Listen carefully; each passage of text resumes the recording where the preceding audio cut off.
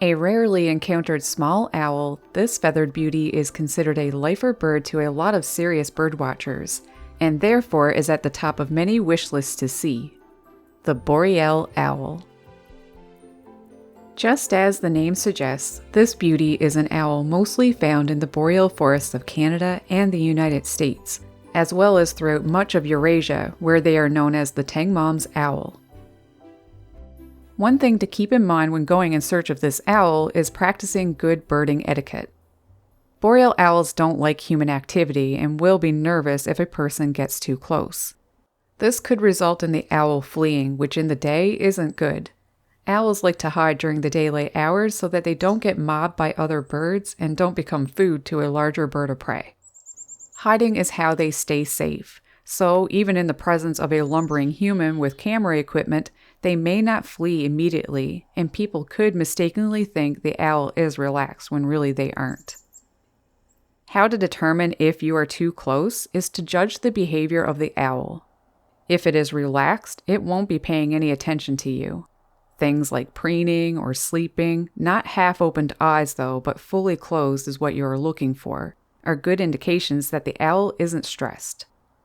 So keep that in mind, and always keep a safe distance and don't hang around for too long. Before I get into where and how to find this rare winter visitor from the north, first it's good to know what they look like, and how to distinguish them from other similar-looking small owls that are more common to see.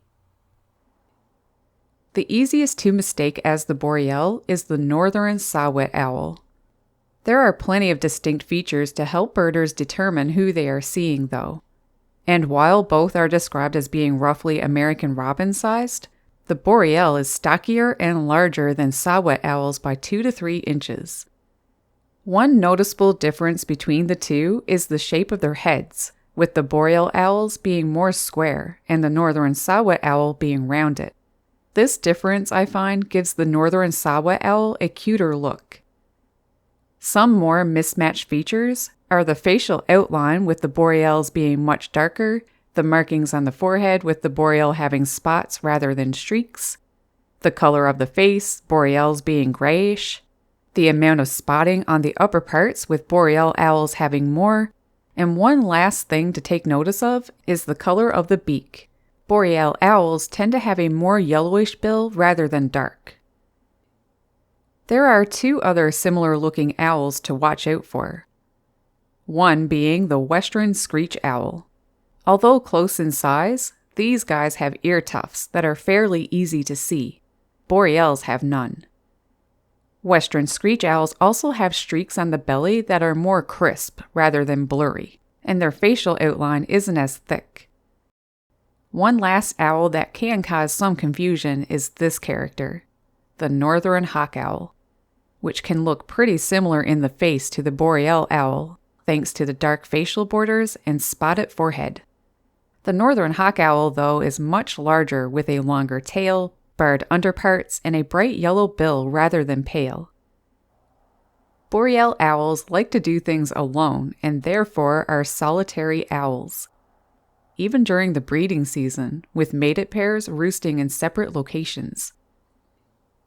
When it comes to roosting, individual Boreal owls will sleep in a different place each day, resting close to the trunk of a tree around 15 to 20 feet above the ground.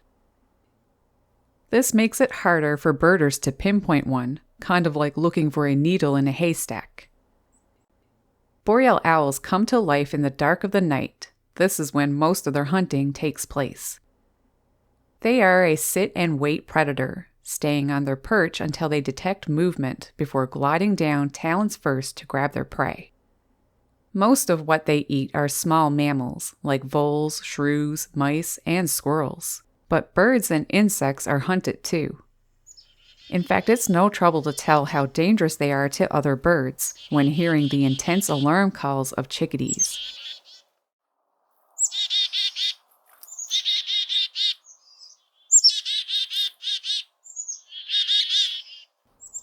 The number of D notes at the end increases when there is a greater level of threat posed.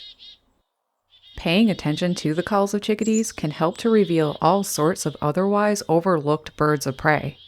In fact, that is how I discovered this Boreal owl.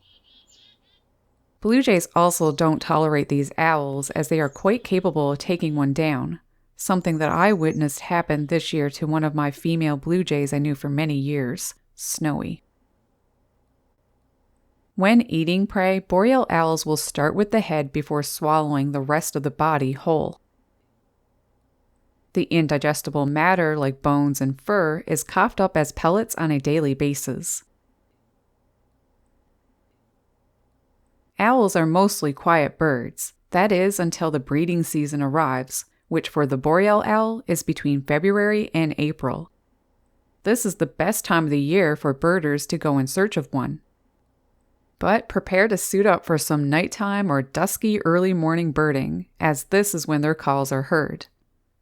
Listen for a low hooting that becomes louder as the song progresses.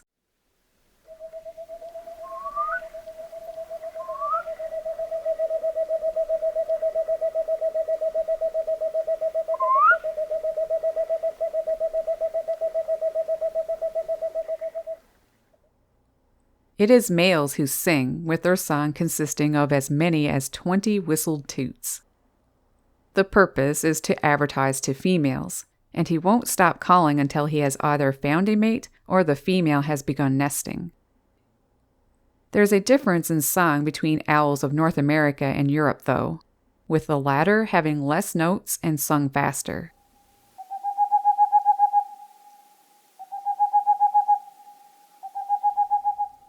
Although very silent the rest of the year, there is another call that can be heard, a short kip or cue that both males and females use to keep in contact. Once a male has found a mate, the pair will remain monogamous for the year. However, the owls in Europe do things a little differently, mating with several females in one season. Just like the northern saw-whet owl, the boreal is a cavity nester too, using either natural hollows in trees or ones dug out by larger woodpeckers, like pileated or flickers. This points to the importance of woodpeckers to other birds who cannot make their own holes in trees. Male boreal owls will show off up to 5 nests in his territory to a female. When she makes a decision, she will then lay anywhere from 4 to 6 eggs, incubating them for 1 month. The nestlings don't fledge until another month after hatching. Once again, though, the species in Europe is a little different, capable of laying more eggs and having multiple broods in one season. This is more the case, though, when food is very plentiful. Since boreal owls are cavity nesters, this means that birders who want to help the species can attract one to a properly made nest box, especially if the nest box is placed in younger forests. Providing nest boxes in boreal owl habitats not only can help them thrive, but also help researchers gain an insight into the behavior of this highly secretive owl. Boreal's Songbird Initiative estimates that 71% of the population breeds within the boreal forests of North America, with the majority taking place in Canada. Boreal owls are thought to live on average at least 2 or 3 years in the wild. The oldest known boreal was a male that was at least 8 years old when it was recaptured and re-released during banding operations in Idaho, the same state where it had been banded. Since they are hard to locate and study, it could be the case that boreal owls can live longer. So where can you find a boreal owl? A birder's best chances of seeing one are in places that have a lot of mature coniferous forests with small clearings and patches of younger woodlands. Look for them in stands of spruce, aspen, poplar, birch, and balsam fir in the vast boreal forest that stretches across much of northern North America and Eurasia. High elevation mountains with subalpine woods in the western United States are areas that will see them too. Boreal owls aren't typically migratory. However, in some winters when prey is very scarce in the north, they will head into the northern tier of states. During these times, even the lower states may have a chance at seeing this rare owl. It can be very easy to overlook this little guy, though, as they rest quietly secured in a dense spruce or hollow deep within the forests. Although they live throughout Canada, some of the northern states, and much of Eurasia, The global breeding population is only estimated at 1.7 million.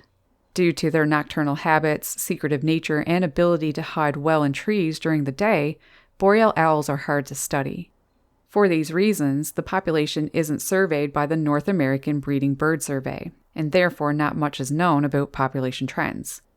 However, with that said, the boreal owl is listed as a species of low concern by Partners in Flight, and is rated a 10 out of 20 on the Continental Concern Score.